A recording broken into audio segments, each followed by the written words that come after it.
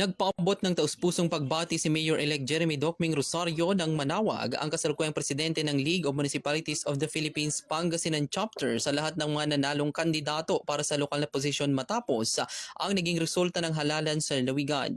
Sa 44 na bayan sa lalawigan, marami sa mga alkalde ang nanatili sa pwesto para sa kanilang ikalawa at ikatlong termino, habang mayroon ding mga nagbabalik at may mga bagong muka sa politika. Sa kanyang mensahe, nanawagan si Rosario ng pagkakaisa at pagtutulungan sa lahat ng mga opisyal, anuman ang kanilang naging partido.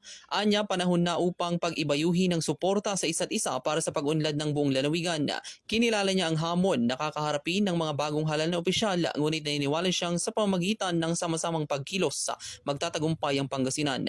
Pinagmalaki rin niya ang pagkakaisa at pagtutulungan sa mga pinuno ng bawat bayan ay namamayani. Dinagdag pa ni Rosario ng halalan ay isang proseso lamang at panahon na upang magtulungan at maghilom para sa ikabubuti ng mga mamamayan.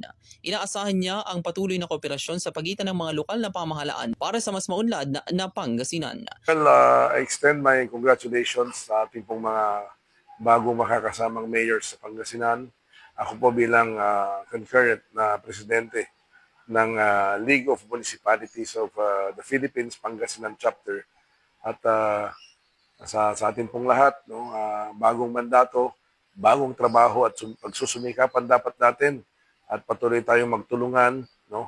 Maganda po itong ating mga kasamang mayors. No? We support each other at hindi lang sa panahon ng mga conventions. Bagkus kung may concern o may pwedeng may tulong ang bawat isa, ay nakita ko yan na mayroong pakikiisa at pagtutulungan ang mga mayors ng Pangasinan.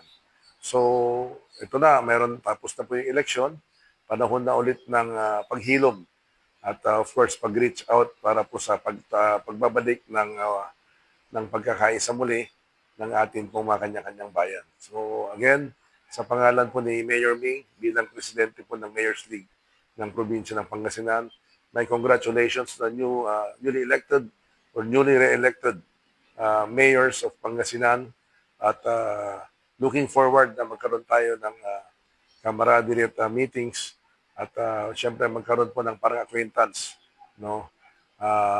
Meeting para po sa ating pagtatatag at pag-revitalize ng ating samahan ng mga mayors sa Pangasinan. Para sa programang Bombohan ay Big Time Patrol numero 5, Bombo Oliver Dacomos nag-uulat para sa number 1 and most trusted radio network in the country, Bombo Radio Philippines. Basta radyo, Bombo!